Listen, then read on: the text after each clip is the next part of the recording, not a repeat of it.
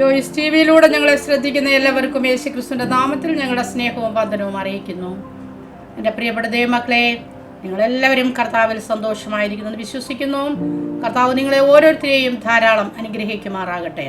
ഇന്ന് നമ്മോടൊപ്പം ജീവിതത്തിൻ്റെ അനുഭവത്തെ ഷെയർ ചെയ്യേണ്ടതിന് കടന്നു വന്നിരിക്കുന്നത് ബ്രദർ തോമസ് KC ചാലക്കുടിയിൽ നിന്നാണ്. ആ പ്രിയ കർത്താവിൻ്റെ ദാസനെ യേശുക്രിസ്തുവിൻ്റെ നാമത്തിൽ ജോയ്സ് ടി വിയിലേക്ക് ഹാർദവമായി സ്വാഗതം ചെയ്യുന്നു. Praise Lord. ബ്രദറെ, എന്തുണ്ട് വിശേഷം? സന്തോഷമായിരിക്കുന്നുവോ? സുഖമായിരിക്കുന്നു. ഓക്കെ കർത്താവ് സഹായിക്കട്ടെ. നമുക്ക് ഒരു മിനിറ്റ് പ്രാർത്ഥിക്കാം ജീവിതത്തിൻ്റെ അനുഭവത്തിലേക്ക് കടന്നു പോകുന്നതിന് മുന്നമേ. ഹല്ലേലൂയ. Praise lord. സ്തോത്രം പരിശുദ്ധ കർത്താവേ, നന്ദിയോടെ സ്തോത്രം ചെയ്യുന്നു, സ്തുതിക്കുന്നപ്പാ. അങ്ങയുടെ സന്നിധിയിലേക്ക് ഞങ്ങളെ ഏൽപ്പിച്ച് പ്രാർത്ഥിക്കുന്നു കർത്താവേ. ഹല്ലേലൂയ. ഞങ്ങളുടെ സാന്നിധ്യം ഈ പകൽക്കാലം കൂടെ ഇരിക്കണമേ. പ്രിയ ഹല്ലേലൂയ സഹോദരനെ ദൈവത്തിൻ്റെ ആത്മാവ് ബലപ്പെടുത്തണമേ. വായോടും നാവോടും പരിശുദ്ധാത്മാവ് കൂടെ ഇരിക്കണമേ കർത്താവേ. ഹല്ലേലൂയ. കേൾക്കുന്ന ജനത്തിന് സാക്ഷ്യം ഒരു അനുഗ്രഹവും ആശ്വാസവുമായി തീരുവാൻ കർത്താവ് സഹായിച്ചാട്ട്. അങ്ങയുടെ ഹല്ലേലൂയ സാന്നിധ്യത്തിനുള്ളിൽ അല്പസമയം ഇരുത്തിയാട്ട്. യേശു ക്രിസ്തുവിൻ്റെ നാമത്തിൽ തന്നെ ആമേൻ. ഹല്ലേലൂയ. സ്തോത്രം. ആമേൻ. Praise Lord. ബ്രദറെ, ജീവിതത്തിൻ്റെ അനുഭവങ്ങളിലേക്ക് ബ്രദറിന് കടക്കാവുന്നതാണ്. അതിനുള്ള സമയമാണിപ്പോൾ. ദൈവനാമത്തിന് മഹത്വം ഉണ്ടാകട്ടെ. ഇങ്ങനെ എനിക്ക് ഒരു അവസരം ഒരുക്കി തന്ന ജോയ്സ് ടി വി നേതൃത്വത്തിനോടുള്ള എൻ്റെ ക്രിസ്തുയേശുവിലുള്ള സ്നേഹവന്ദനത്തെ അറിയിക്കുന്നു. പ്രത്യേക ഈ മീറ്റിങ്ങിലേക്ക് എനിക്ക് പ്രവേശനം ലഭിക്കുവാനായിട്ട് മുഖാന്തരമായി തീർന്ന എൻ്റെ കൂട്ടു സഹോദരൻ KC സജിയോടുള്ള നന്ദിയും സ്നേഹ അവസരത്തെ ഞാൻ അറിയിക്കുകയാണ്. എൻ്റെ സാക്ഷ്യം ഒരു ക്യാപ്സ്യൂൾ പരുവത്തിൽ പറഞ്ഞു കഴിഞ്ഞാൽ, ആഹാന്റെ പാപം തോളിലേന്തി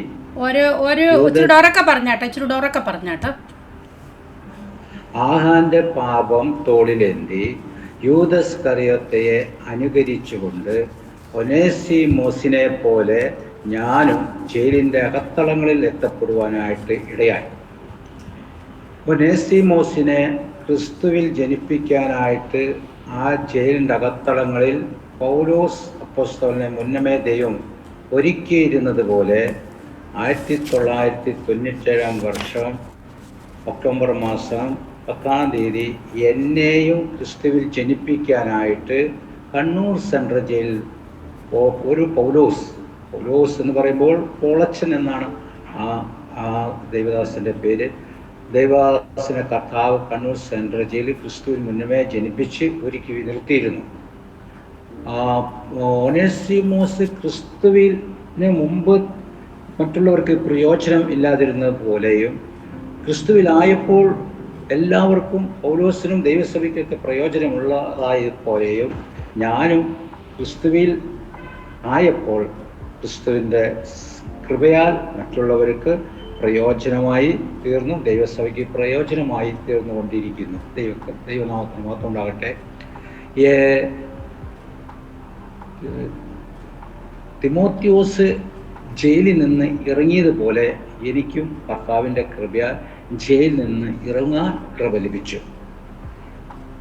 സകല ഭക്തന്മാരുമായുള്ളവരെ വന്നു കേൾക്കുവിൻ, അവൻ എൻ്റെ പ്രാണന് വേണ്ടി ചെയ്ത് ഞാൻ വിവരിക്കാമെന്ന് 66-ാം സങ്കീർത്തനം 16-ാം വാക്യത്തിൽ സങ്കീർത്തനത്തുകാരനോടുകൂടെ ഞാനും പറയുകയാണ്.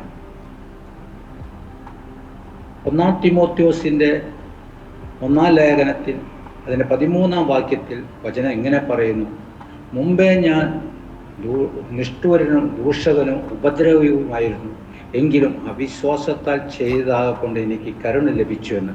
അതിൻ്റെ 15-ാം വാക്യത്തിൽ എങ്ങനെ ദൈവവചനം സാക്ഷീകരിക്കുകയാണ്: ക്രിസ്തുയേശു പാപികളെ രക്ഷിക്കാൻ ലോകത്തിൽ വന്നു എന്നുള്ളത് എല്ലാവരും വിശ്വസിക്കാൻ യോഗ്യമായ വചനം തന്നെ. ആ പാപികളിൽ ഞാനും ഒന്നാമനായിരുന്ന പൗലോസ് പറഞ്ഞ പോലെ ആ വാക്കുകൾ കടമെടുത്ത ഞാനും പാപികൾ ഒന്നാമന്മാരിൽ ഒരുവനായിരുന്നു. 119-ാം സങ്കീർത്തനത്തിൻ്റെ 176-ാം വാക്യത്തിൽ വചനം പറയുകയാണ്: കാണാതെ പോയ ആടുപോലെ ഞാൻ തെറ്റിപ്പോയിരിക്കുന്നു, അടിയനെ അന്വേഷിക്കണമേ എന്ന്. ലൂക്കോസ് സുവിശേഷം 19-ാം അധ്യായത്തിൻ്റെ 10-ാം വാക്യത്തിൽ ദൈവജനം എങ്ങനെ പറയുകയാണ്? യേശു കർത്താവ് തന്നെ സാക്ഷീകരിക്കുന്നു: കാണാതെ പോയിനെ തിരഞ്ഞ് രക്ഷിപ്പാനല്ലോ മനുഷ്യപുത്രൻ വന്നതെന്ന്. ചാലക്കുടിക്ക് അടുത്ത്, കേരളത്തിൽ തൃശ്ശൂർ ഡിസ്ട്രിക്റ്റിൽ ചാലക്കുടിക്ക് അടുത്ത് പരിയാരം എന്ന് പറയുന്ന ഒരു ഗ്രാമത്തിൽ 9 മക്കളിൽ 7ാമനായിട്ട് എൻ്റെ മാതാപിതാക്കൾക്ക് ഒരു ക്രിസ്തീയ റോമൻ കത്തോലിക്ക ബാക്ക്ഗ്രൗണ്ടിൽ ഞാൻ ജനിച്ചു. എൻ്റെ അപ്പൻ പത്രോസ് അപ്പോസ്തലനെ പോലെ ഒരു മീൻപിടുത്തക്കാരനായിരുന്നു. 10ാമത്തെ വയസ്സിൽ എൻ്റെ അപ്പൻ മരിച്ചു. 15ാമത്തെ വയസ്സിൽ എൻ്റെ അമ്മയും മരിച്ചു. 15ാമത്തെ വയസ്സിൽ അമ്മ മരിച്ചു. 15ാമത്തെ വയസ്സിൽ എൻ്റെ 10ാം ക്ലാസ് പരീക്ഷ കഴിഞ്ഞപ്പോൾ ദാരിദ്ര്യമെല്ലാം കടന്നു വന്നു. എന്നാൽ എൻ്റെ മൂത്തത് 3 ജ്യേഷ്ഠന്മാരാണ്. അവർ അപ്പനെ പോലെ മീൻപിടുത്തം തന്നെയായിരുന്നു ജോലി. ജ്യേഷ്ഠന്മാരോടുകൂടെ ഞാനും മീൻ പിടിക്കാനായിട്ട് ഷോളയാർ എന്ന് പറയുന്ന ആ ഡാം പ്രദേശങ്ങളിൽ കടന്നു പോകാനായിട്ടിടയായി. പത്രോസ് അപ്പോസ്തലൻ്റെ വലയിൽ കാര്യമായി ഒന്നും ലഭിക്കാതിരുന്ന പോലെ ഞാനും എൻ്റെ സഹോദരന്മാരിട്ട വലയിലൊന്നും കാര്യമായി ലഭിക്കുവാനായിട്ട് ഇടയായില്ല. മാത്രമല്ല അവിടെ വലിയ കാടാണ്, ധാരാളം കാട്ടാനകൾ ഉണ്ട്. പലപ്പോഴും രാത്രി സമയങ്ങളിൽ ഈ കാട്ടാനകൾ കടന്നു വന്ന് ഞങ്ങൾ താമസിക്കുന്ന ഷെഡ് എന്ന് പറയും, ആ ഷെഡ് എല്ലാം ഇടിച്ചിട്ട് അതിൻ്റെ ഉള്ളിലും പിന്നെ ഒരു തുരുത്തിലായിരിക്കും അല്ലെങ്കിൽ കാടിൻ്റെ സൈഡിലായിരിക്കും ഷെഡ് വയ്ക്കുക. അപ്പോൾ ആ ഷെഡ് ഇരിക്കുന്നിടത്ത് കാട്ടാനകൾ കടന്നു വന്നു കഴിഞ്ഞാൽ ഞങ്ങൾ വേഗത്തിൽ തന്നെ വള്ളത്തിൽ കയറി പുഴയിലേക്ക് ഇറങ്ങിപ്പോവും. നേരം വെളുക്കുന്നവരൊക്കെ ചിലപ്പോൾ പുഴയിലൊക്കെ നിൽക്കേണ്ടതായിട്ട് വന്നിട്ടുണ്ട്. എൻ്റെ അപ്പോൾ ചെറുപ്രായത്തിൽ തന്നെ ഭയം എന്നെ ഗ്രസിക്കുവാനായിട്ടിടയായി. ആ വലയിൽ വലിയ കാര്യമായിട്ടൊന്നും ലഭിക്കുന്നില്ല അതാണ്. അപ്പോൾ ഞാനത് തൊഴിൽ വേഗത്തിൽ തന്നെ അവസാനിപ്പിച്ച് നാട്ടിലേക്ക് പോന്നു. അറിവച്ച കാലം തൊട്ട് ഒഡീഷ്യനായി അടങ്ങൂ എന്ന് ശപഥം ചെയ്ത വ്യക്തിയാണ് ഞാൻ. എന്തോ പറഞ്ഞേ? അറിവച്ച കാലം തൊട്ട് കോടീശ്വരനായി അടങ്ങുമെന്ന് ശപഥം ചെയ്ത വ്യക്തിയാണ് ഞാൻ. കോടീശ്വരനാകണമെന്നോ? ആ, അപ്പോ അത് പണമുണ്ടായാൽ സമൂഹത്തിൽ മാന്യത, പണമുണ്ടായാലാണ് ജഡത്തിൻ്റെ ഇച്ഛകളെല്ലാം സാധൂകരിക്കാൻ പറ്റുള്ളൂ, പണമുണ്ടായാലാണ് സ്നേഹിതന്മാരെയെല്ലാം ലഭിക്കുകയുള്ളൂ എന്നുള്ള വ്യർത്ഥ ചിന്ത വെച്ചു പുലർത്തി ഏതു വിധേനയും പണമുണ്ടാക്കണം. എന്നാൽ ദൈവവചനത്തിൽ ദ്രവ്യാഗ്രഹമാണ് സകലവിധ ദോഷങ്ങളുടെയും മൂലകാരണം എന്ന് വചനം പറയുമ്പോൾ അന്ന് വചനം അറിയില്ലല്ലോ. പണമുണ്ടാക്കാനായിട്ട് ഞാൻ പല മാർഗങ്ങളും തേടി ഫോറസ്റ്റിൻ്റെ അകത്തളങ്ങളിൽ കടന്നുപോയി തേക്ക് തടി മുറിച്ച് കച്ചവടം നടത്തി, കള്ളച്ചാരായം വാറ്റി വിൽപ്പന നടത്തി. എന്നാൽ അതിനൊക്കെ കുറച്ച് കാശ് കയ്യിലുണ്ടാവണം, പിന്നെയും കാശ് ചെലവഴിക്കണം. അതിലൊന്നും വലിയ ലാഭവും കിട്ടാതിരുന്നപ്പോൾ ആ പണി ഞാൻ നിർത്തി. എൻ്റെ ബുദ്ധി എന്നോട് പറഞ്ഞു, പണം അങ്ങോട്ട് മുടക്കാതെ പണം ഇങ്ങോട്ട് എങ്ങനെ സമ്പാദിക്കാം എന്നുള്ളത് ചിന്തിക്കാനായിട്ട് പറഞ്ഞു. ഞാനതിന് കണ്ടെത്തിയ മാർഗം മോഷണമായിരുന്നു. ദേശത്തിലെ 4-5 സ്നേഹിതന്മാരെ കൂട്ടുപിടിച്ച് മോഷ്ടിക്കാൻ തുടങ്ങി. മുമ്പേ പറഞ്ഞതുപോലെ പണം ധാരാളം ലഭിച്ചു. അതെല്ലാം ജഡത്തിൻ്റെ ഇച്ഛകൾക്കും സ്നേഹിതന്മാർക്കും ഒക്കെ വേണ്ടി ചെലവഴിക്കാനായിട്ടിടയായി. കുറച്ച് മോഷണങ്ങൾ കഴിഞ്ഞപ്പോൾ പോലീസ് വിളിച്ച് ജയിലിൻ്റെ അകത്തളങ്ങളിലായി. സഹോദരന്മാർ ജാമ്യമെടുത്ത് പുറത്തിറക്കി തന്നു. പുറത്തിറക്കി തരുമ്പോൾ അവർ പറയുമായിരുന്നു, ഇനി തെറ്റിൻ്റെ വഴിയിലൂടെ പോകരുത്, നന്നായിട്ട് ജീവിക്കണം എന്നെല്ലാം അവർ പറയും. പക്ഷേ പുറത്തിറങ്ങി കൂടി വന്ന 6-7 ദിവസം അത് കഴിഞ്ഞാൽ വീണ്ടും മോഷ്ടിക്കാനായിട്ട് പോകും. കുറേ കാശ് പിന്നെയും കിട്ടും. അതെല്ലാം ചീട്ട് കളിക്കാനും ജഡത്തിൻ്റെ ഇച്ഛകൾക്കും സ്നേഹിതന്മാർക്കും വേണ്ടിയെല്ലാം ചെലവഴിക്കാനായിട്ടുണ്ട്. കുറച്ച് കഴിഞ്ഞപ്പോൾ വീണ്ടും പോലീസ് പിടിക്കും, വീണ്ടും ജയിലിൻ്റെ അകത്ത്. സഹോദരന്മാർ പിന്നെയും ജാമ്യമെടുത്ത് പുറത്ത് ഇറക്കിത്തരും. ഇങ്ങനെ മോഷ്ടിക്കും, പോലീസ് പിടിക്കും, ജയിലിൻ്റെ അകത്ത് പോവും, സഹോദരന്മാർ ജാമ്യമെടുത്ത് പുറത്തിറക്കും. ഇങ്ങനെ തുടർമാനൊരു ഏകദേശം ഒരു 12 വർഷക്കാലം ജീവിതം മുന്നോട്ട് കൊണ്ടുപോയി. 40-ലധികം കേസായി. എല്ലാ കേസും പിന്നെയും വാറണ്ടായി. എവിടെ വെച്ച് പോലീസ് കണ്ടാലും പിന്നെയും പിടിച്ച് ജയിലിൻ്റെ അകത്താവും. സ്നേഹിതന്മാർ വെറുത്തു, നാട്ടുകാർ വെറുത്തു, സഹോദരന്മാർ വെറുത്തു. ഒരു ദേശത്ത് നിൽക്കാൻ പറ്റാത്ത അവസ്ഥയായി. അവസാനം ഞാനിങ്ങനെ തീരുമാനിച്ചു, ഒരു മോഷണം കൂടി നടത്തി അതിന് മനസ്സിൽ സ്വരൂപിച്ച പണം സമ്പാദിച്ച് എന്നെ അറിയാത്ത ദൂരദേശത്ത് പോയി ജീവിക്കും.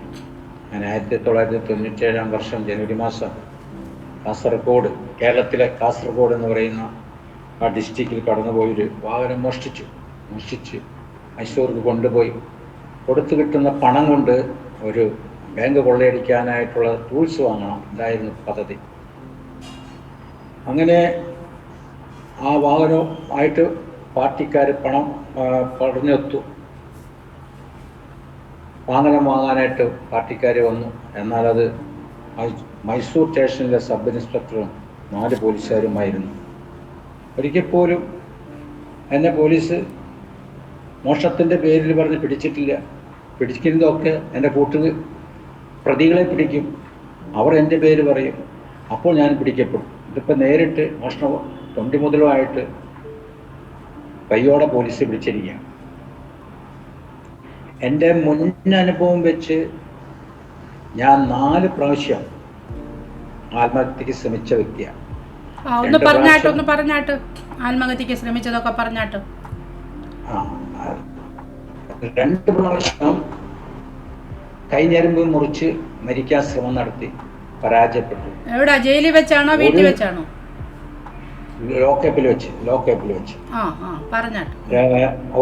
ഒരു പ്രാവശ്യം ലോക്കപ്പിൽ വെച്ച് വൈദ്യുതി പിടിച്ച് മരിക്കാനായിട്ട് ശ്രമം നടത്തി, അതും പരാജയപ്പെട്ടു. ഒരു പ്രാവശ്യം പോലീസിൻ്റെ പറവ് നിൽക്കുന്ന പോലീസുകാരൻ്റെ തോക്കിൻ്റെ മുന്നിൽ ഒരു ബൈനറ്റുണ്ട്, ആ തോക്കിൻ്റെ ബൈനറ്റ് കുത്തി മരിക്കാൻ ശ്രമം നടത്തി, അതും പരാജയപ്പെട്ടു. ഇങ്ങനെ പരാജയപ്പെടുമ്പോൾ പോലീസ് തന്നെ ക്രൂരമായി പിന്നെയും മർദ്ദിക്കും. ഈ ഞരമ്പ് മുറിച്ചത് എങ്ങനെയാ പരാജയപ്പെട്ടത്? ആരെങ്കിലും കണ്ടോ? ബ്ലൈഡ് കിട്ടിയില്ല. അവിടെ ഈ വെള്ളത്തിന് കൊണ്ടുവരുന്ന പൈപ്പിന്റെ ഒരു ക്ലാമ്പുണ്ട്, അത് ഇരുമ്പിന്റെ ക്ലാമ്പാണ്. ആ ക്ലാമ്പ് നേർത്തി അത് അവിടെ തന്നെ ഒരു ചുമര് അല്പം ലീക്കായിട്ട് വെള്ളമുള്ളടത്തുനിന്ന് മണലെടുത്ത് അത് നീർത്തി നന്നായിട്ട് മുറിച്ചു കൂട്ടി. ഒരു തവണ മുറിച്ചു കഴിഞ്ഞപ്പോൾ അത് മുറിഞ്ഞില്ല. രണ്ടാമത് മുറിക്കാനായിട്ട് ശ്രമം നടത്തി കഴിഞ്ഞപ്പോൾ എൻ്റെ കൂടെ ഒരു സൈക്കിൾ മോഷ്ടാവായിട്ടൊരു പ്രതിനെ ഉണ്ടായിരുന്നു. ആ പ്രതി പോലീസിനോട് പറഞ്ഞു. അപ്പോൾ അത് പരാജയപ്പെടുവാനായിട്ടും ക്രൂരമായി മർദ്ദിക്കുവാനിടയാണ്. അപ്പോൾ പോലീസ് ഇങ്ങനെയൊക്കെ പരാജയപ്പെടുന്ന സമയത്തും അവർ ക്രൂരമായി പിന്നെയും മർദ്ദിക്കുകയാണ്. അങ്ങനെ ആ 4 പരാജയപ്പെട്ടപ്പോൾ പിന്നെ പുറത്തിറങ്ങി അങ്ങനെ മൈസൂർക്ക് പോയപ്പോൾ ഞാൻ ഇനി പരാജയപ്പെടരുത്, ഒരു അറ്റംപ്റ്റ് നടത്തി കഴിഞ്ഞാൽ പരാജയപ്പെടരുത്. ഇതിൽ പൊട്ടാസ്യം സയനൈഡ് കഴുത്തിൽ കെട്ടിത്തൂക്കി നടക്കുക ഒരു കുരിശിൽ.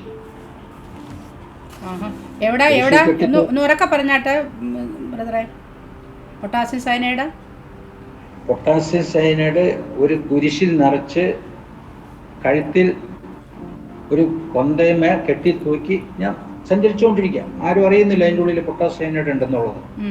പോലീസ് എവിടെ വെച്ച് പിടിച്ചാലോ അവിടെ വെച്ച് കടിച്ച് മരിക്കണം. 2 കാരണത്താലാണ് അങ്ങനെ ഞാൻ ചെയ്യുവാനായിട്ട് ഇടയായത്. ഒന്ന്, എനിക്ക് 40-ലധികം കേസുണ്ട്. പിന്നെ അതിൻ്റെ അകത്ത് ജയിലിൽ പോയി കഴിഞ്ഞാൽ പുറത്തേക്ക് ഒരിക്കലും പെറലോകം കാണില്ല. 2, എവിടെ വെച്ച് കുഞ്ഞു പോലീസ് പിടിച്ചാൽ ഞാൻ ക്രൂരമായി മർദ്ദിക്കും. അതുകൊണ്ട് എൻ്റെ ശരീരത്തിന് ഇനി മർദ്ദനത്തിന് വിട്ടുകൊടുക്കാനായിട്ട് പറ്റില്ല.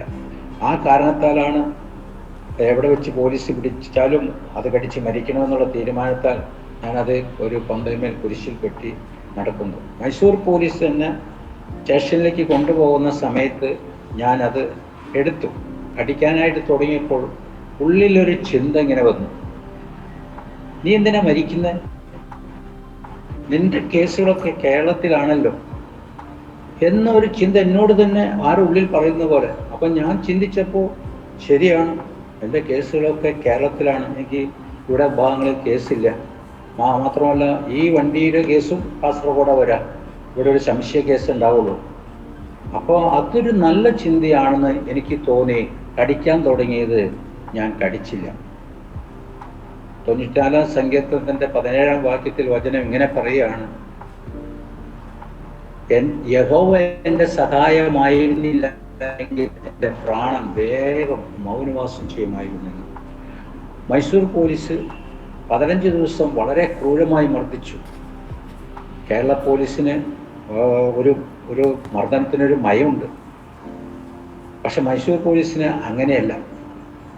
ആ ക്രൂരമായി മർദ്ദിച്ചു കഴിഞ്ഞപ്പോൾ എൻ്റെ ബുദ്ധി പറഞ്ഞു, വിട്ടി സൈനൈഡ് കഴിച്ച് മരിച്ചാൽ മതിയായിരുന്നു. ഈ ക്രൂരമായ മർദ്ദനം, കേരള പോലീസിനെക്കാട്ടും ക്രൂരമായ മർദ്ദനം ഏൽക്കേണ്ടതായിട്ട് വരില്ലായിരുന്നു എന്ന്. 15 ദിവസം കഴിഞ്ഞപ്പോൾ എന്നെ മൈസൂർ സെൻട്രൽ ജയിലിലേക്ക് റിമാൻഡ് ചെയ്തു. അവിടെ എത്തപ്പെട്ടത് വീരപ്പൻ്റെ കൂട്ടാളികൾ എന്ന് പറയുന്ന 52 ടാഡ തടവുകാർ കിടക്കുന്നുണ്ട്. അതിൽ ഏറിയ 52 ടാഡ തടവുകാർ, ടാഡ നിയമത്തിന്റെ പിടിക്കപ്പെട്ട് കിടക്കുന്ന കുറ്റവാളികളായിരുന്നു വീരപ്പന്റെ കൂട്ടാളികൾ. ടാഡ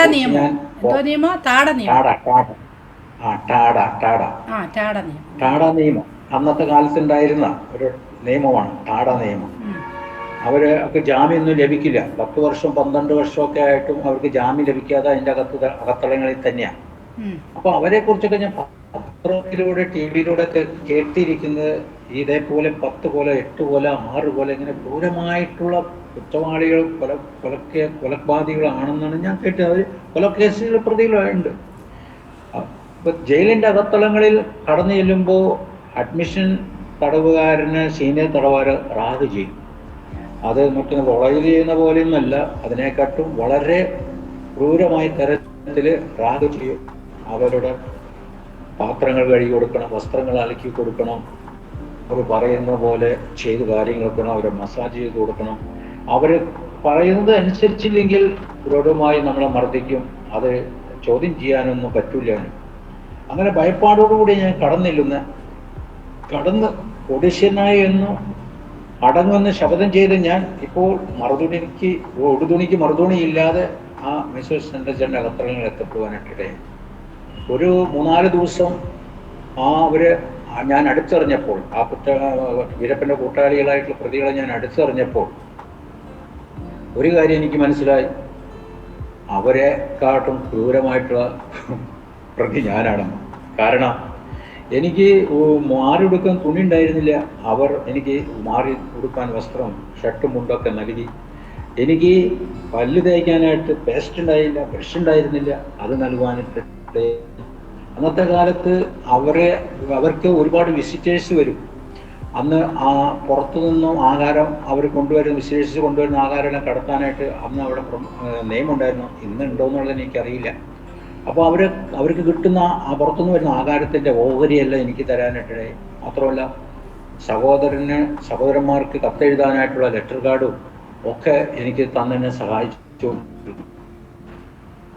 അങ്ങനെ വളരെ നിരാശയോടെയാണ് അവിടെ കഴിയുന്നത്. ആരും സഹായിക്കാനില്ലാത്ത അവസ്ഥ. ഇനി ഇവിടുന്ന് എങ്ങനെ പുറത്തു പോകുന്നുള്ള ചിന്ത ഭരിച്ചു. സഹോദരന്മാർക്ക് കത്തെഴുതി, പക്ഷെ അതിനൊന്നും മറുപടി വന്നില്ല. മറ്റുള്ള കേരളത്തിലെ ജയിലുകളിലൊക്കെ കിടക്കുമ്പോൾ കൂടി വന്ന 5 ദിവസം അല്ലെങ്കിൽ ഒരാഴ്ച അല്ലെങ്കിൽ 10 ദിവസത്തിനുള്ളിൽ ജാമ്യം എടുത്തു തരുമായിരുന്നു. അപ്പൊ ഇവര് കത്തിന് മറുപടി ഇല്ല, ആരും വന്ന് കാണുന്നില്ല എന്ന് അങ്ങനെ ആയപ്പോൾ എനിക്ക് സഹോദരന്മാരോട് വാശി, പ്രതികാരം, അങ്ങനെയുള്ള ചിന്ത ഭരിക്കാനിട്ടിടയും. എന്നാൽ അവിടെ ഒരു പ്രാർത്ഥന മുറിയുണ്ട്, ചെറിയൊരു ഇരിക്കാവുന്ന തരത്തിലുള്ള ഒരു കൊച്ചു പ്രാർത്ഥന ക്രിസ്ത്യൻസിന്. അവിടെ സമയം കിട്ടുമ്പോൾ ഞാൻ അവിടെ ചെന്ന് പ്രാർത്ഥിക്കും. പാരമ്പര്യ പ്രാർത്ഥനയാണ്. എനിക്ക് രൂപം കണ്ടാലാ പ്രാർത്ഥന വരികയുള്ളൂ. അപ്പൊ കർത്താവിന്റെ ക്രൂശിത രൂപമൊക്കെ അവിടെ വരച്ചു വെച്ചിട്ടുണ്ട്. അത് കാണുമ്പോൾ എനിക്ക് വളരെ സങ്കടം എന്ന് പറഞ്ഞു കഴിഞ്ഞാൽ കർത്താവിനെ ക്രൂശിച്ചതിലുള്ള സങ്കടമല്ല. കർത്താവ് ക്രൂശിക്കപ്പെട്ട് മരിച്ചുപോയി. എന്നാൽ ഞാൻ അതേ അവസ്ഥയിൽ മരിക്കാതെ ഇപ്പം മരിച്ച അവസ്ഥയിലാണ് ഈ ജയിലിൻ്റെ അകത്തുള്ള. അവിടെ വന്ന് പാരമ്പര്യ പ്രാർത്ഥന, ഒറ്റ ആവശ്യം വെച്ചാണ് പ്രാർത്ഥന.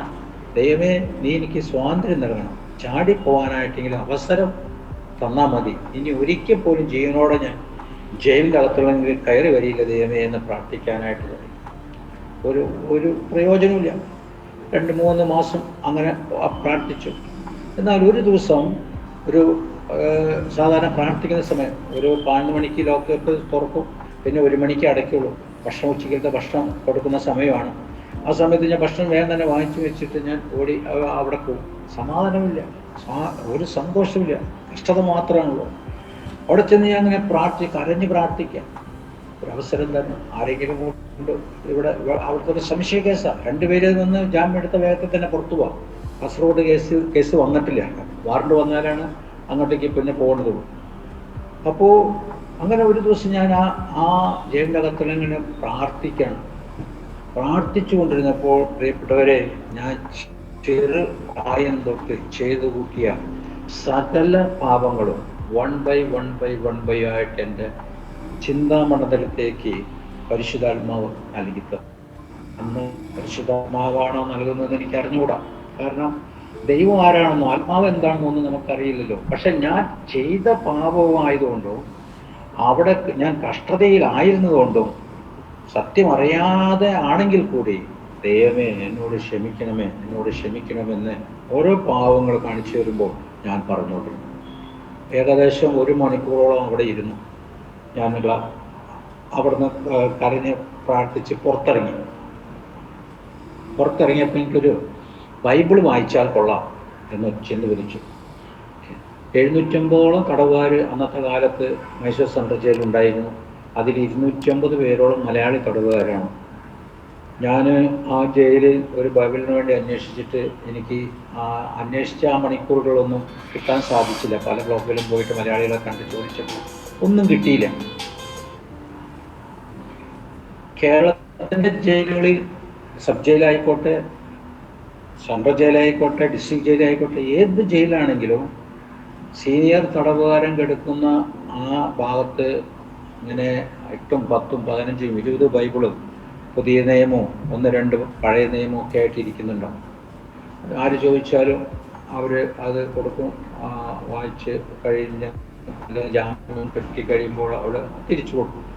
ഇവരൊന്നത് വായിക്കാനായിട്ടൊന്നുമല്ല, ബീഡിക്ക് ക്ഷാമം വരുമ്പോൾ അത് അതിൻ്റെ താളുകൾ കീറി അവർ ചൊല്ലുകൂട്ടി വലിക്കാൻ വേണ്ടിയിട്ടാണ് അത് അവിടെ വെച്ചിരിക്കുന്നത്. അങ്ങനെ നിർലോഭം ബൈബിൾ കണ്ടിരിക്കുന്ന ഞാൻ മൈസൂർ സെൻട്രൽ ജയിലകത്ത് നോക്കിയപ്പോൾ ഒന്നും കിട്ടിയില്ല. വളരെ വിഷമം തോന്നി. അപ്പോൾ ഒരു ബ്ലോക്കിൽ ചെന്നപ്പോൾ ഈ ബ്ലോക്കിലൊന്നുമില്ല. അടുത്ത ഇന്ന ബ്ലോക്കിൽ, ഇത്ര നമ്പർ ബ്ലോക്കിൽ തൃശ്ശൂരിൽ നിന്നുള്ള ഒരു ജോസ് എന്ന് പറയുന്ന ഒരു തടവുകാരനുണ്ട്. ആ തടവുകാരൻ്റെ കയ്യിൽ ഉണ്ടെങ്കിൽ ഉണ്ടാകും, ഇല്ലെങ്കിൽ ഉണ്ടാകില്ല എന്ന് പറഞ്ഞു. ഞാൻ ആ ബ്ലോക്കിൽ പോയി അദ്ദേഹത്തെ കണ്ടെത്തിയപ്പോൾ അദ്ദേഹത്തിൻ്റെ കയ്യിൽ ഒരു പുതിയ നിയമത്തിൻ്റെ നീല ബൈൻഡിട്ട ഒരു കോപ്പി ഉണ്ടായിരുന്നു. അദ്ദേഹം അത് എനിക്ക് തന്നു. 2 ദിവസം കഴിഞ്ഞിട്ട് 3-ാമത്തെ ദിവസം എനിക്ക് തിരികെ തരണം എന്ന് പറഞ്ഞിട്ട് അദ്ദേഹം എനിക്ക് നൽകിയത്. ഞാനതുമായിട്ട് എൻ്റെ ബ്ലോക്കിൽ കടന്നു വന്ന് ആർത്തിയോടെ വായിച്ചു.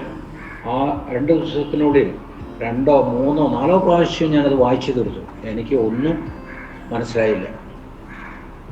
3-ാമത്തെ ദിവസം രാവിലെ ഷെല്ല് തുറന്നപ്പോൾ അത് കൊടുക്കുവാനായിട്ട് ഞാൻ ഷെല്ലിന് പുറത്തിറങ്ങിയ സമയത്ത് ഞാൻ അത് ഇങ്ങനെ വലത്ത് കയ്യിൽ പിടിച്ച് ആകാശത്തിലേക്ക് ഉയർത്തി ഇങ്ങനെ പറയുവാനിട്ടിടയായി, ദൈവമേ, ഇന്നലെ വരെ ഞാൻ മറ്റുള്ളവരുടെ പണം കൊണ്ടാണ് ജീവിച്ചത്. ഇനി സ്വാതന്ത്ര്യം കിട്ടുന്നവരെ സർക്കാരിൻ്റെ ചെലവിലാണ് ഞാൻ ജീവിക്കുന്നത്. നീ എനിക്കൊരു സ്വാതന്ത്ര്യം തന്നു കഴിഞ്ഞാൽ ഞാൻ നിൻ്റെ വചനം കൊണ്ട് ജീവിക്കും എന്ന് അജ്ഞതയുടെ കാലത്ത്, അറിവില്ലായ്മയുടെ കാലത്ത്, സത്യമറിയാതിരിക്കുന്ന കാലത്ത് ഞാൻ ദൈവത്തിൻ്റെ മുന്നിൽ അങ്ങനെ ഒരു സാക്ഷ്യം പറയാനുണ്ടായി ഇടയായി. പക്ഷെ സുഹൃത്തിലെ ദൈവം അത് സുഹൃത്തിൽ എഴുതിയിട്ട കാര്യം പിന്നീടുള്ള നാളുകളിൽ എൻ്റെ ജീവിതത്തിലൂടെ സംഭവിച്ച കാര്യങ്ങളിലൂടെ ആയപ്പോഴാണ് എനിക്കത് തിരിച്ചറിയാനായിട്ട് കഴിഞ്ഞു. 6 മാസം കഴിഞ്ഞപ്പോൾ അവിടുത്തെ കേസിൻ്റെ കാലാവധി തീർന്നു. കാസർഗോഡ് സബ് ജയിലിലേക്ക് എന്നെ മാറ്റി. മാറ്റി കഴിഞ്ഞ് എനിക്ക് 40-ലധികം കേസുണ്ട്. ഒരു കേസിന് 9 വർഷം വരെ ശിക്ഷിക്കാം. 9 വർഷം ശിക്ഷിച്ചു കഴിഞ്ഞാൽ എന്ന് പുറത്തു വരും? ആ ദുഃഖവും നിരാശയും വേദനയും ഒക്കെ കടന്നു വന്നപ്പോൾ അവിടെ നിന്നും സഹോദരന്മാർക്ക് കത്തെഴുതി.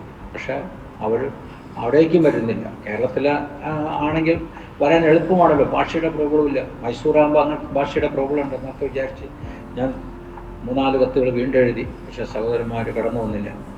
അപ്പോൾ അവിടുത്തെ സൂപ്രണ്ട് പറഞ്ഞു, നിനക്ക് ഒരുപാട് കേസുകളുണ്ട്, നീ ഇവിടെ എസ്കോർഡ് കുറവാണ് കേസിന് കൊണ്ടുപോകാനായിട്ട്, നീ കണ്ണൂർ സെൻട്രൽ ജില്ലയ്ക്ക് പൊക്കോളാനായിട്ട് പറഞ്ഞു. എന്നെ കണ്ണൂർ സെൻട്രൽ ജില്ലയ്ക്ക് ട്രാൻസ്ഫർ ആക്കി. അവിടെ ചെന്ന് കഴിഞ്ഞപ്പോൾ അത് വലിയ ജയിൽ, 100 വർഷം ശിക്ഷയുള്ള തടവുകാർ, 150 വർഷം ശിക്ഷയുള്ള തടവുകാർ, എന്ന് സ്വാതന്ത്ര്യം പ്രാപിക്കും ഇന്ന് അറിയാതെ കഴിയുന്ന 100 കണക്കിന് തടവുകാർ. ഇതൊക്കെ കണ്ടപ്പോഴും അറിഞ്ഞപ്പോഴും എനിക്ക് ഇനി ഒരു മോചനമില്ല. ഞാൻ ഇതിൻ്റെ അകത്ത് തിരിച്ചു പോകും. കാരണം 9 വർഷം വെച്ച് ശിക്ഷിച്ചു കഴിഞ്ഞാൽ നിക്കോദീമോസ് പറയുന്ന പോലെ അമ്മയുടെ ദൂരത്തിൽ കയറി ജനിച്ചാലോ 4 പ്രാവശ്യം ജനിച്ചാലോ എൻ്റെ ശിക്ഷ തീരൂല. അവിടെ ഒരു പ്രാർത്ഥനാലയുണ്ട്. ഞായറാഴ്ച ദിവസങ്ങളിൽ പുരോഹിതൻ വന്ന് അവിടെ കുർബാന നടത്തും. ഞാൻ ഓടിച്ചെന്ന് കുമ്പസരിക്കും. കാര്യമായിട്ടുള്ള പാവമൊന്നും ചെയ്യുന്നില്ല. ജയിലിൻ്റെ അകത്തളങ്ങളിലായതുകൊണ്ട് ദുഃഖവും നിരാശയും പ്രയാസമൊക്കെ ആയതുകൊണ്ട് മറ്റ് പുകവലിയോ മറ്റു ദുശ്ശീലങ്ങളൊന്നും അന്ന് മോശമായി നടന്നപ്പോഴും ഉണ്ടായിരുന്നില്ല. അപ്പോൾ എനിക്ക് സമാധാനമില്ല. അച്ഛൻ്റെ അടുത്ത് കുമ്പസരിച്ച് കഴിഞ്ഞാൽ സമാധാനം കിട്ടുന്നുള്ള പ്രതീക്ഷ ഞാൻ ഓടിച്ചെന്ന് അച്ഛൻ്റെ അടുത്ത് കുമ്പസരിക്കും. അച്ഛൻ കുർബാന കഴിഞ്ഞ് പോകുമ്പോൾ എൻ്റെ സമാധാനം അച്ഛൻ്റെ പുറകെ പോകും. എന്നാൽ ഈ അച്ഛൻ വരുന്നതിന് മുപ്പാട് ഏകദേശം 1 മണിക്കൂർ സമയത്തോളം ഈ പാട്ടുപാടുന്ന ഒരു ഗ്രൂപ്പ് ആ പള്ളിയിലിരുന്ന് ദൈവത്തെ ആരാധിക്കുന്നുണ്ട്. അതിന് നേതൃത്വം കൊടുത്തുകൊണ്ടിരുന്ന ഞാൻ പറഞ്ഞ ഓളച്ചൻ എന്ന് പറയുന്ന ദേവദാസനായിരുന്നു. അദ്ദേഹം എൻ്റെ ഈ അവസ്ഥകളൊക്കെ കാണുന്നു. ഇട ദിവസങ്ങളിൽ ഒഴിവ് ദിവസങ്ങളിൽ അത് തുറക്കും. സർക്കാരിൻ്റെ ഒഴിവ് ദിവസങ്ങളിൽ പള്ളി തുറക്കും. പിന്നെ സൺഡേ തുറക്കും, സെക്കൻഡ് സാറ്റർഡേ തുറക്കും. പിന്നെ സ്കൂളായിട്ട് അത് പ്രവർത്തിക്കുന്ന വർക്കിംഗ് ടൈമിൽ അത് കൂട്ടി വന്നാൽ അതിൻ്റെ സൈഡിൽ വലിയ ജനലും കഥകളൊക്കെയാണ്. അപ്പോൾ അതിൻ്റെ അടുത്ത് വന്ന് വരുന്ന ഈ ഗ്രൂപ്പ് പാട്ടുപാടി പിന്നെ ദൈവത്തെ ആരാധിക്കും. അപ്പോൾ ഞാനും ഓടി വന്ന് ഈ ജനൽ തുറന്നിട്ടിട്ട് അവിടെയും കൃഷീതനായ പ്രധാന രൂപമുണ്ട്. അത് നോക്കിക്കൊണ്ട് ഇങ്ങനെ പ്രാർത്ഥിക്കും, കരഞ്ഞ് പ്രാർത്ഥിക്കും. ഒരു 5-10 മിനിറ്റ് പ്രാർത്ഥിച്ച് കഴിഞ്ഞിട്ട് ഞാൻ വീണ്ടും പോകും. അപ്പോൾ ഈ ഗ്രൂപ്പ് ഈ നടക്കല്ലുമ്പിലിരുന്ന് വർക്കിംഗ് ഡേയിൽ നടക്കല്ലുമ്പിലിരുന്ന് ഇങ്ങനെ കൈകൊട്ടി പാടി 10-15-20 പേര് കൈകൊട്ടി പാടി ദൈവത്തെ ആരാധിക്കുന്നുണ്ട്. അപ്പോൾ ഞാനങ്ങനെ കരഞ്ഞു പോകുന്ന സമയത്ത് കരഞ്ഞ് പ്രാർത്ഥിക്കുന്നൊക്കെ സമയത്ത് ഈ ദൈവദാസൻ കണ്ടുകൊണ്ടിരിക്കുന്നുണ്ട്. ഇദ്ദേഹം എന്നോട് പറഞ്ഞു, തോമസേ, നീ ഇങ്ങനെ കരഞ്ഞ് പ്രാർത്ഥിക്കുന്നുണ്ടല്ലോ, നിനക്ക് വല്ല സമാധാനമുണ്ടോ? ഒട്ടും സമാധാനം ഇല്ലാതിരിക്കുമ്പോൾ തന്നെ ഞാൻ ഉണ്ടെന്ന് കളവ് പറഞ്ഞു.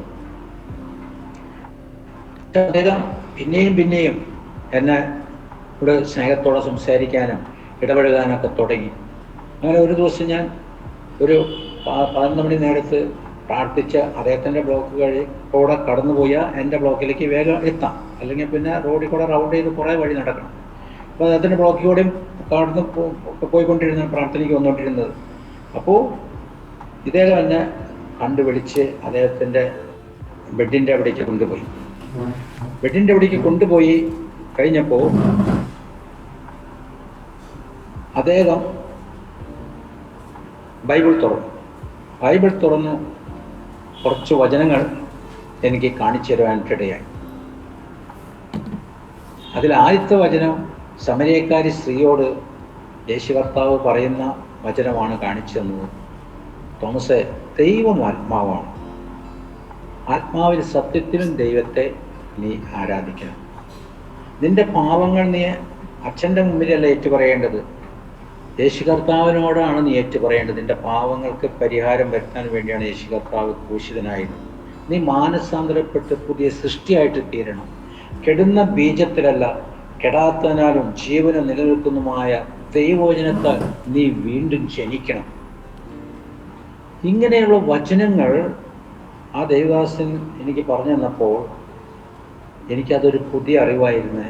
മാത്രമല്ല ദൈവവചനം ദൈവമാണല്ലോ, അത് എന്നിൽ ക്രിയേറ്റ് ചെയ്യാൻ തുടങ്ങി. അപ്പോൾ ഞാൻ എൻ്റെ കഴുത്തിൽ കൊന്തയുണ്ട്, കർത്താവിൻ്റെ ഫോട്ടോ ഉണ്ട് പോക്കറ്റിൽ, അതെല്ലാം ഊരി അദ്ദേഹത്തിൻ്റെ അടുക്കൽ കൈവച്ചു. അപ്പോൾ അദ്ദേഹം പറഞ്ഞു, തോമസിന് ആലോചിച്ചിട്ട് ചെയ്താൽ മതി, ഇപ്പം തന്നെ ഊരണ്ട. ഞാൻ പറഞ്ഞു, ഇതുകൊണ്ടൊന്നും എനിക്കൊരു പ്രയോജനമില്ല എന്ന് പറഞ്ഞ് അത് അവിടെ വെച്ച് ഞാൻ കർത്താവ് എൻ്റെ മനസ്സ് കൊടുത്ത് ഒരിക്കൽ കൂടി എൻ്റെ പാവങ്ങളെല്ലാം കർത്താവ് നീ ക്ഷമിക്കണം, നിൻ്റെ മകനായിട്ട് എന്നെ ചേർക്കണം, നീ ഞാൻ പാവം ചെയ്യില്ല, എനിക്ക് സമാധാനം നൽകണം. വചനത്തിൽ കർത്താവ് പറയുന്ന പുത്രൻ സ്വാതന്ത്ര്യം പറ്റിയ നിങ്ങൾ യഥാർത്ഥത്തിൽ സ്വതന്ത്രരാകുമെന്ന്. ആ സ്വാതന്ത്ര്യം അനുഭവിച്ചപ്പോൾ പ്രിയപ്പെട്ടവരെ, എൻ്റെ പാവം ആഴങ്ങളിലേക്ക് കല്ല് കെട്ടി താത്തിയതുപോലെ ഒരു അനുഭവം എനിക്ക് കടന്നു വരാനുണ്ട്. ഒരിക്കൽ പോലും പിന്നെ ഞാൻ ദുഃഖിക്കാനോ പ്രയാസപ്പെടാനോ നിരാശപ്പെടാനോ ഒരിക്കലും ഞാൻ തയ്യാറായില്ല. കാരണം പുത്രൻ്റെ സമാധാനം എൻ്റെ ഉള്ളിൽ കടന്നു വരുവാൻ വേണ്ടി സന്തോഷത്തോടെ ഞാൻ ആ ഗ്രൂപ്പിനോടുകൂടെ ചേർന്ന് ദൈവത്തെ ആത്മാവിന് സത്യത്തിലും ആരാധിക്കാനായിട്ട് തുടങ്ങി. ഞാൻ കഴിയുന്നത് റിമാൻഡ് ബ്ലോക്കിലാണ്, 2ാം ബ്ലോക്കാണ് റിമാൻഡ് ബ്ലോക്ക്. മറ്റ് ജയിലുകളിൽ നിന്നുള്ള സബ് ജയിലിൽ നിന്നുള്ള ഓവർപ്ലേ, അതായത്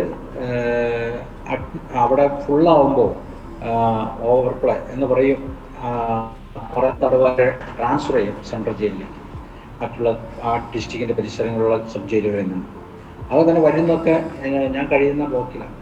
അവരോടൊക്കെ അല്ല മറ്റുള്ള റിമാൻഡായിട്ട് 1-2 പേര് വരുന്നവരോടൊക്കെ അറിയുന്നത് പോലെയൊക്കെ സുവിശേഷം പറയുവാനായിട്ട് ഇടയായിട്ടുണ്ട്. അങ്ങനെ വലിയ ആൾക്കാർ ഒക്കെ തർക്കിക്കാൻ നിൽക്കുമ്പോൾ ഞാൻ അവരുമായിട്ട് കുളച്ചിന് ദേവദാസിൻ്റെ അടുക്കൽ കടന്നു നിന്നു. അവരോട് അദ്ദേഹം സംസാരിക്കും. അങ്ങനെ 10-20 പേരുണ്ടായിരുന്ന ആ ഗ്രൂപ്പ് 30, 40, 50, 60 പേര് ആവാനായിട്ടിടയായി. ദൈവത്തിൽ അഡ്മിറ്റായപ്പോൾ ഞാൻ ദൈവത്തിനോട് ഒരു വ്യവസ്ഥ വെച്ചു.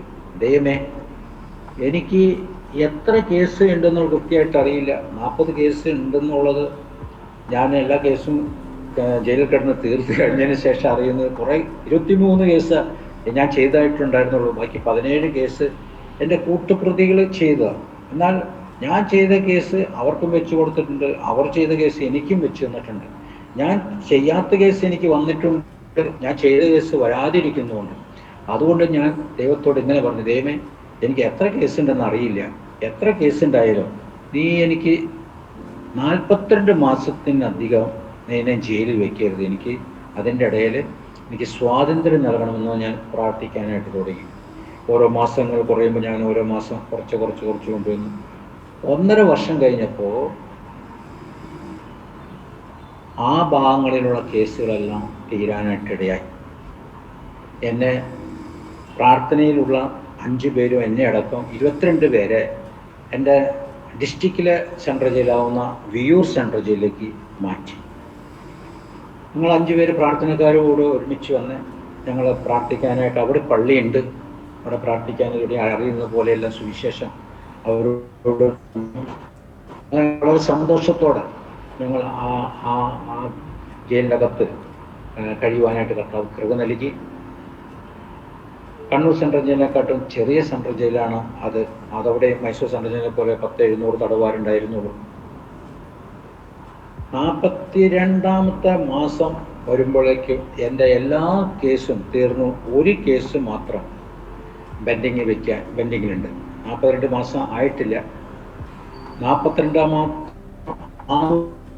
ആ തീയതി തന്നെ ലാസ്റ്റ് ദിവസത്തിൽ 42 മാസം ആവുന്ന ദിവസത്തിൽ വിയൂർ സെൻട്രൽ ജയിലിൽ വന്നിരിക്കുന്ന സകല വാറണ്ടുകളും തീർന്ന് അവസാന വാറണ്ടിൻ്റെ വിധി പറയാനായിട്ട് ചാലക്കുടി പോലീസ് എന്നെ അവിടെ വെച്ചിരിക്കുകയാണ്. ആ കോടതിയിൽ എനിക്ക് 9 കേസുണ്ടായിരുന്നു.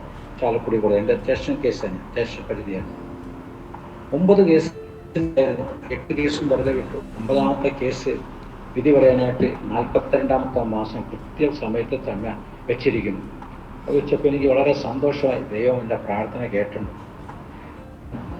കൂട്ടു സഹോദരന്മാരോടൊക്കെ അന്ന് ദിവസം വന്നു കഴിഞ്ഞപ്പോൾ കേസിന് കൊണ്ടുവന്ന ഡേറ്റ് വന്നപ്പോൾ ഞാൻ എൻ്റെ പ്രാർത്ഥനയിൽ പോരുന്ന കൂട്ടു സഹോദരന്മാരോട് പറഞ്ഞു, ഞാൻ ചിലപ്പോൾ എന്ന് പറഞ്ഞു, ഉറപ്പ് പറഞ്ഞില്ല, ചിലപ്പോൾ ഞാൻ റിലീസാവും, പ്രാർത്ഥനയെല്ലാം നല്ലതുപോലെ കൊണ്ടുപോകണം എന്നൊക്കെ പറഞ്ഞിട്ട് ഞാൻ കോടതിയിലേക്ക് കൊണ്ടുപോയി പോലീസ്. കോടതിയിൽ ചെന്ന് എൻ്റെ പേര് വിളിച്ച് ഞാൻ കൂട്ടിൽ ചെന്ന് കൂട്ടിൽ ചെന്ന് കഴിഞ്ഞപ്പോൾ കോടതി എൻ്റെ മുഖത്തേക്ക് നോക്കിയിട്ട് ഒരു 6 ദിവസം കൂടി നീട്ടിവെക്കാനിട്ടിടയായി. 6 ദിവസം കൂടി നീട്ടിവെച്ചു. അപ്പോൾ എനിക്ക് വളരെ ദുഃഖം. വണ്ടിയിലിരുന്ന് ഞാൻ മനസ്സിലിങ്ങനെ ദൈവത്തെ കുറ്റപ്പെടുത്തിയൊക്കെ സംസാരിച്ചു. ജയിലിൽ വന്ന് ലോക്കപ്പിൽ ഒറ്റമുറിയാൻ അതിൽ കടന്നിരുന്നപ്പോൾ ഞാൻ ദൈവത്തെ കുറ്റപ്പെടുത്തി സംസാരിക്കാം. നീ ദൈവമാണെങ്കിൽ എന്തിനാ ഈ 42ാമത്തെ മാസം തന്നെ കൃത്യത ആ സമയത്ത് തന്നെ എൻ്റെ അവസാന കേസിൻ്റെ വിധി പറയാനായിട്ട് വെച്ചത്? ഞാൻ നിന്നോട് റഷ്യയിലേക്ക് വന്നു കഴിഞ്ഞപ്പോൾ, വിശ്വാസത്തിൽ വന്നു കഴിഞ്ഞപ്പോൾ തൊട്ട് ഞാൻ പ്രാർത്ഥിക്കുന്നില്ല, 42 മാസത്തിനെക്കാട്ടും കൂടുതൽ വെക്കരുത് എന്നൊക്കെ പറഞ്ഞ് ഞാൻ ഒരുപാട് സമയം വാദപ്രതിവാദം ദൈവത്തോട്. ദൈവം കുറ്റക്കാരൻ, ഞാൻ നീതിമാൻ. കരഞ്ഞിട്ട് പറയണം. അങ്ങനെ ഒരു 1/2 മണിക്കൂർ 3/4 മണിക്കൂർ ലോക്കപ്പിലിരുന്ന് കരഞ്ഞ് അങ്ങനെ വാദപ്രതിവാദം നടത്തി കഴിഞ്ഞപ്പോൾ എനിക്ക് ഒരു പരസ്യം വാദപ്രതിവാദം നിർത്തി കഴിഞ്ഞപ്പോൾ എൻ്റെ ഉള്ളിൽ നിന്നൊരു ചോദ്യം: നീ എന്ത് പറഞ്ഞാണ് പ്രാർത്ഥിച്ച്? വർഷം പറഞ്ഞാണ് പ്രാർത്ഥിച്ച്? മാസം പറഞ്ഞാണോ പ്രാർത്ഥിച്ച്? ആഴ്ച പറഞ്ഞാണോ പ്രാർത്ഥിച്ച്? ദിവസം പറഞ്ഞാണോ പ്രാർത്ഥിച്ച് എന്ന് ചോദിച്ചു. ഞാനങ്ങനെ പറഞ്ഞു, ഞാൻ മാസം പറഞ്ഞ പ്രാർത്ഥിച്ച്. അന്ന് നീ മാസത്തെ ഒന്ന് ഡിവൈഡ് ചെയ്യാൻ പറഞ്ഞു. ഞാൻ മാസത്തെ പകുതിയാക്കി. അത് 15 വരുന്നു, 15.5 വരുന്നു. പിന്നെ ഞാനത് ക്വാർട്ടറാക്കി. അത് 7.5 വരുന്നു, 7.75 വരുന്നു. എൻ്റെ ബുദ്ധി പറഞ്ഞു ഏറ്റവും കുറവുള്ള ഫെബ്രുവരി മാസം എടുക്ക്, അത് 28 ദിവസമുള്ളൂ. ഞാൻ അതിനെ പകുതിയാക്കിയപ്പോൾ അത് 14 വരുന്നു. പിന്നെ അതിനെ കട്ട് ചെയ്ത് നോക്കി കഴിഞ്ഞപ്പോൾ 7 ദിവസം വരുന്നു. എൻ്റെ ദൈവം എന്നെ 42.25 മാസം, അങ്ങനെയാണല്ലോ നമ്മളിപ്പോൾ ഇങ്ങനെയാണല്ലോ ഡിവൈഡ് ചെയ്യുന്നത് ഒന്നിനെ.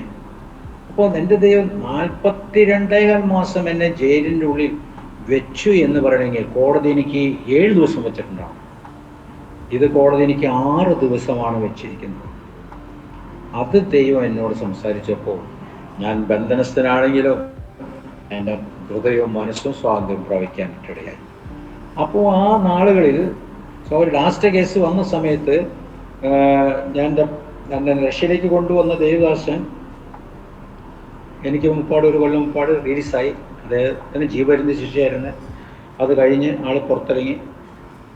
ശിക്ഷ ബോഡിയിൽ വെച്ചിട്ടുള്ള സ്വാതന്ത്ര്യം, അല്ലാതെ ജീവപര്യന്തം എന്ന് പറഞ്ഞു കഴിഞ്ഞാൽ അവസാനം വരെയാണ്. എന്നാൽ ഗവൺമെൻറ് അത് നല്ല നടപ്പിലോ നല്ല ജയിലിൽ കുറ്റകൃത്യമൊന്നും ചെയ്യാതെ ഇരിക്കുന്ന പ്രതികൾക്ക് ഇത്ര വർഷം കഴിയുമ്പോൾ ബോർഡുണ്ടാവും. ആ ബോർഡ് സർക്കാർ പരിഹരിച്ച്, മാത്രമല്ല ഗവർണർ ഒപ്പിട്ട് കഴിഞ്ഞാൽ അവർക്ക് സ്വാതന്ത്ര്യം ലഭിക്കുന്നു. ആ സമയങ്ങളിൽ ഞാൻ കത്തിടപാട് നടത്തിയിരുന്നു. അപ്പോൾ അദ്ദേഹം ചോദിച്ചു പുറത്തിറങ്ങി എന്താണ്? ഞാൻ പറഞ്ഞു ഞാൻ എന്താ ചെയ്യണമെന്നുള്ളത് ഞാൻ ചിന്തിച്ചില്ല.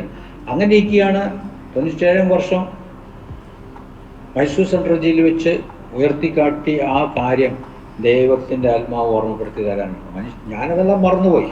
കാരണം മനുഷ്യൻ നന്ദിയില്ലാത്തവനാണല്ലോ. മനുഷ്യൻ അല്ലെങ്കിൽ ദൈവത്തിൽ നിന്ന് പ്രാപിച്ചു കഴിഞ്ഞാൽ പിന്നെ ഒന്നുമില്ല, മറന്നു പോകുന്നതാണ് സ്വഭാവം.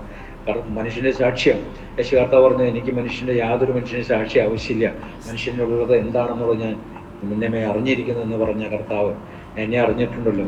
ഞാനത് മറന്നുപോയി. പക്ഷെ ദൈവത്തിൻ്റെ ഓർമ്മപ്പെടുത്തിയെന്ന് കഴിഞ്ഞപ്പോൾ ഞാൻ പറഞ്ഞു, പോളച്ചെന്ന് പറഞ്ഞ ദേവദാസനോട് ഞാൻ പറഞ്ഞു, ഞാൻ വേഗത്തിൽ തന്നെ വചനം പഠിക്കാൻ വരും. 6ാമത്തെ ദിവസം തന്നെ കോടതിയിലേക്ക് കൊണ്ടുപോയി. വെറുതെ വിട്ടാലേ പുറത്തു പോകാൻ പറ്റുള്ളൂ. ശിക്ഷിച്ചു കഴിഞ്ഞാൽ വീണ്ടും ജയിലിൻ്റെ അകത്ത് കിടക്കണം. എന്നാലും കർത്താവ് വിശ്വസ്തനാണല്ലോ. മനുഷ്യന് അസാധ്യമായുള്ള ദൈവത്തിന് സാധ്യമാണ്. ദൈവം ആ കേസും വിടിവിച്ച് ഞാനന്ന് സ്വാതന്ത്ര്യം പ്രയോഗിക്കാനിടയായി. വേഗത്തിൽ തന്നെ ആലുവ ഡൂളോസ് ബൈബിൾ കോളേജ്, ഷാരോൻ്റെ ബൈബിൾ കോളേജാണ്. ടി.പി. സാർ എന്ന് പറഞ്ഞ സാറാണ് അതിൻ്റെ മേൽനോട്ടം വഹിച്ചിരുന്നത്, അതിൻ്റെ ഉടമസ്ഥൻ. അവിടെ ചെന്ന് ബൈബിൾ കോളേജ് ചേർന്ന് പഠിച്ചു. ഗ്രാജുവേഷൻ കഴിഞ്ഞ് ജോലിയോടനുബന്ധിച്ച് നാട്ടിൽ നിൽക്കുമ്പോൾ 2006 വർഷം മാനന്തവാടി പോലീസ് പിന്നെയും പിടിച്ച് കണ്ണൂർ സെൻട്രൽ ജയിലിലേക്ക് കൊണ്ടുപോകാനിട്ടിടയാണ്. കുറെ കേസ് പോലീസ് പെൻഡിങ്ങിൽ വെച്ചിരുന്നു. കുറെ കേസ് പോലീസ് പെൻഡിങ്ങിൽ വെച്ചു. അത് എനിക്ക് ഇട്ട് തരാനായിട്ട് ഞാൻ പറഞ്ഞിട്ട് പോലും ഇട്ട് തന്നിട്ടില്ല കേസുകൾ.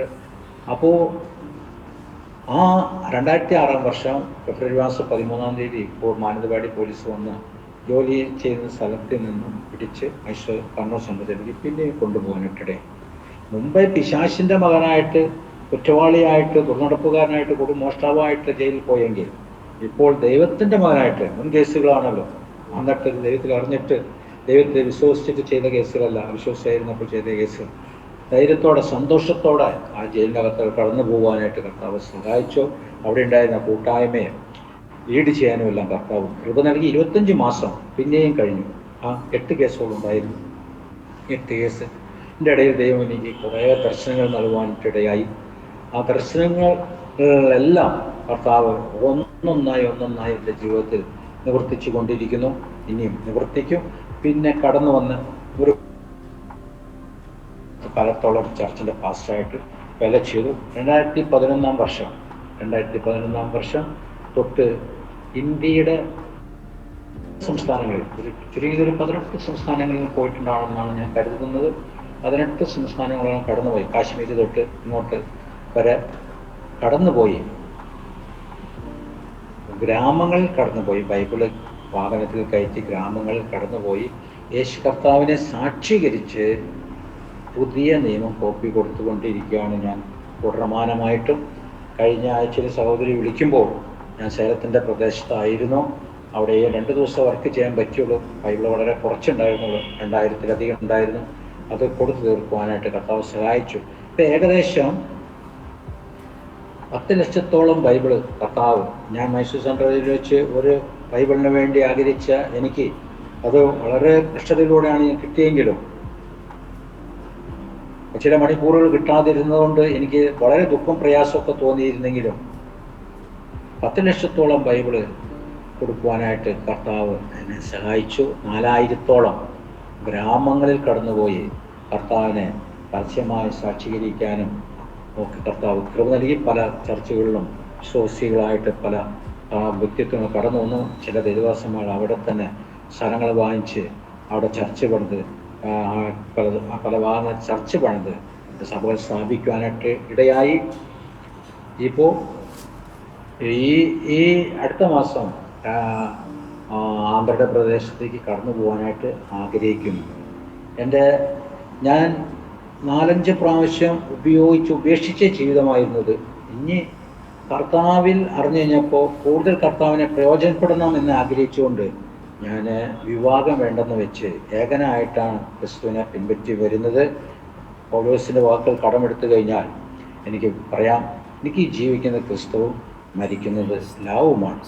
പല സ്ഥലങ്ങളിലും വെച്ച് വിരോധികളാൽ പിടിക്കപ്പെട്ടിട്ടുണ്ട്, പോലീസ് പിടിച്ച് കൊണ്ടുപോയിട്ടുണ്ട്.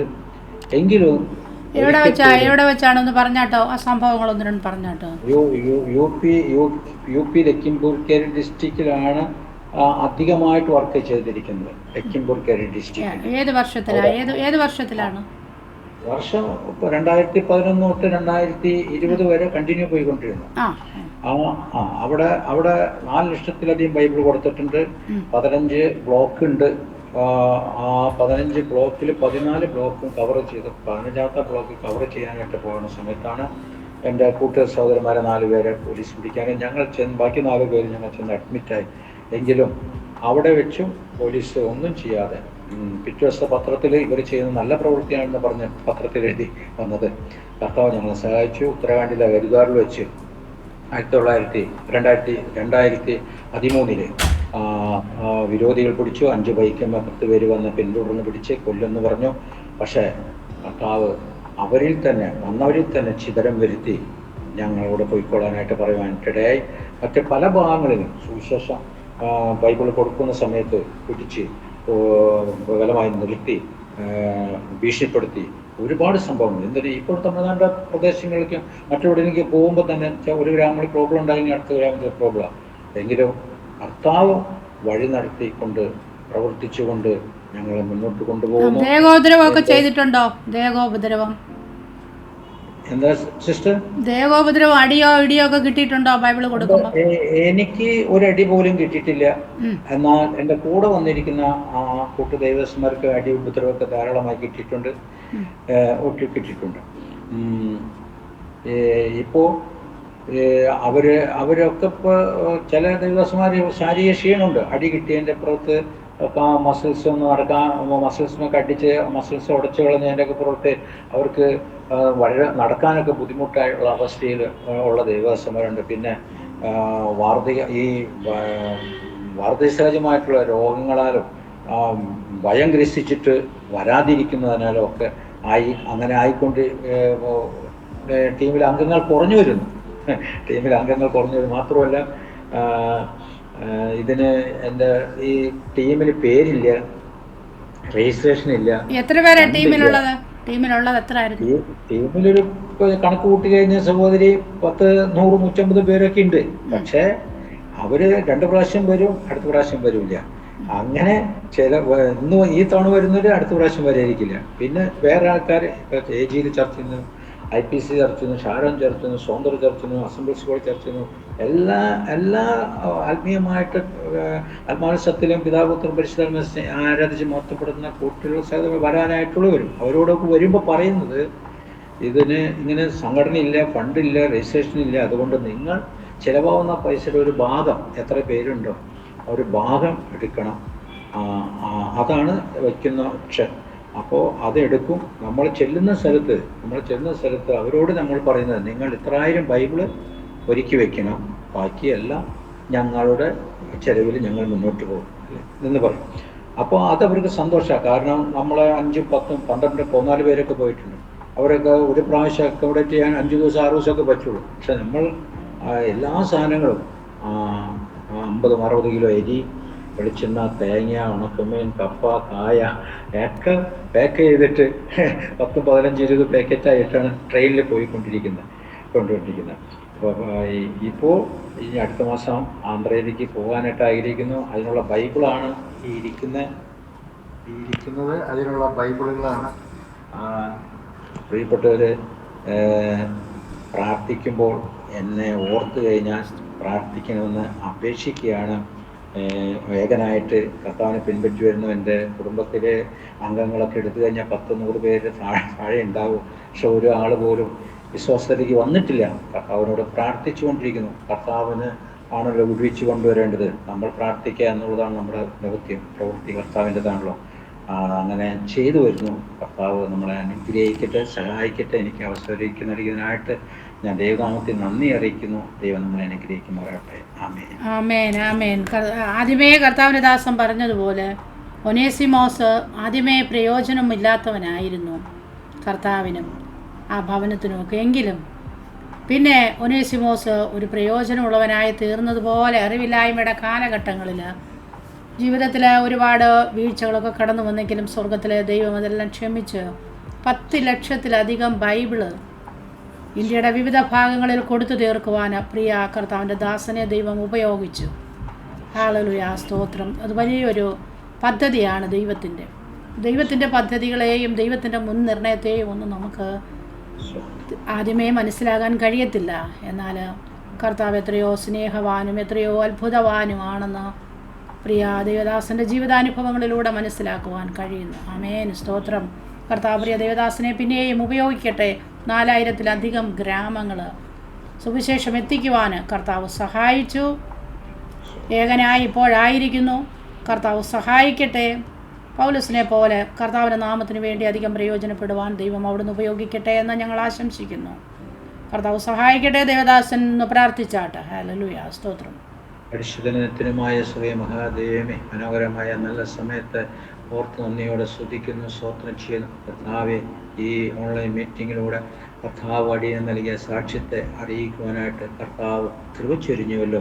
കർത്താവെ, അത് കേട്ട വ്യക്തിത്വങ്ങളിൽ കർത്താവെ, അപ്പൻ ഹല്ലേലൂയ അവരുടെ ഹല്ലേലൂയ ആവശ്യങ്ങൾ അവർ ഏതവസ്ഥയിലായിരിക്കുന്നു എന്നെല്ലാം അപ്പം അറിയുന്നു. വ്യക്തിത്വങ്ങൾക്ക് പരിവർത്തനം വരുത്തുവാൻ, കർത്താവ് വിശ്വാസം വർദ്ധിപ്പിക്കുവാൻ, കർത്താവ് വിശുദ്ധജീവിതം നയിക്കുവാൻ, കർത്താവെ അവർക്ക് വിശ്വാസത്തിൽ പിന്നെയും മുന്തി വരുവാൻ കർത്താവെ അതിൻ്റെ സാക്ഷ്യത്തെ അപ്പം ഉപയോഗിക്കാമാറാണെന്ന് പ്രാർത്ഥിക്കുന്നു. ഇതിനെ കർത്താവെ മുഖാന്തരം ഒരുക്കി തന്ന നേതൃത്വത്തെ പ്രിയ സഹോദരിയെ ഹല്ലേലൂയ അവരുടെ കർത്താവ് പ്രവർത്തനങ്ങളെ കർത്താവ് അനുഗ്രഹിക്കുമാറാകണമെന്ന് പ്രാർത്ഥിക്കുന്നു. കർത്താവെ, പിന്നെയും കർത്താവ് തന്നെ കാണുകയും അവസരങ്ങൾ ഒരുക്കുക. കർത്താവെ കാണുവാൻ കർത്താവ് അവസരങ്ങൾ ഒരുക്കുന്നതിനായിട്ട് സ്തോത്രം ചെയ്യും. പ്രാർത്ഥന കേട്ടതിനായിട്ട് സ്തോത്രം. യേശു ക്രിസ്തുവിന്റെ നിശ്ചയം നമുക്ക് തന്നെ സ്വർഗ്ഗപിതാവേ. ആമേൻ. ആമേൻ ആമേൻ. ഈ വീരപ്പൻ്റെയൊക്കെ കൂടെ അവൻ കിടക്കുമ്പോഴേ അവരുടെ 52 പേരായിരുന്നു അവിടെ, ഇല്ലയോ? അതെ അതെ അതെ അതെ. അവർക്കൊക്കെ ജീവപര്യന്തം അവിടെ ഇട്ടേക്കുന്നവരായിരിക്കും, ഇല്ലയോ? അതൊക്കെ അന്ന് ഞാൻ ചെല്ലുമ്പോൾ തന്നെ ഒരു 8 വർഷം 10 വർഷമൊക്കെ ജാമ്യം കിട്ടാതെ കഴിയുന്ന ആൾക്കാരാണ്. അത് ഈ ടാഡ എന്ന് പറഞ്ഞ നിയമം എത്ര വർഷം വേണമെങ്കിലും അങ്ങനെ വെക്കാവുന്ന ഒരു നിയമമായിരുന്നു. Okay okay. പിന്നെ എന്തെങ്കിലും അവരുടെ അടുത്തൊക്കെ സുവിശേഷം പറയണമെന്ന് തോന്നിയിട്ടുണ്ടോ? അവരുടെ അടുത്ത് സുവിശേഷം അറിയിക്കാനായിട്ടുള്ള പരിമിതി കൊണ്ട് ഞാൻ പോയിട്ടില്ല. പക്ഷേ ഇന്ത്യയിലെ വിവിധ ജയിലുകളിൽ കടന്നുപോയി സുവിശേഷം അറിയിച്ചിട്ടുണ്ട്. Okay okay. മൈസൂർ ജയിലിൽ പിന്നെ കടന്നു പോകാൻ കഴിഞ്ഞിട്ടില്ല, ഇല്ലയോ? കഴിഞ്ഞിട്ടില്ല. Okay okay. അവരെയൊക്കെ ഓർത്ത് പ്രാർത്ഥിക്കാം. കർത്താവ് ആരെങ്കിലുമൊക്കെ അയച്ച് അവരുടെയൊക്കെ വിടുവിക്കട്ടെ. ആരും നശിച്ചു പോകാൻ ഇഷ്ടപ്പെടാത്ത കർത്താവ്. ഹല്ലേലൂയ. ജയിലുകൾക്കകത്ത് പാപികളെ സ്നേഹിക്കുന്ന കർത്താവ് ഒരു വലിയ പ്രവർത്തനം ചെയ്തെടുക്കട്ടെ എന്ന് കർത്താവിൽ ആഗ്രഹിക്കുന്നു. ഓക്കെ, ദൈവദാസനെ കർത്താവ് സഹായിക്കട്ടെ. ഇത്രത്തോളം സമയം ഞങ്ങളോടൊപ്പം ആയിരുന്നതിന് നന്ദി അറിയിക്കുന്നു. God bless you. ഓക്കെ, ദൈവദാസനെ കർത്താവ് സഹായിക്കട്ടെ.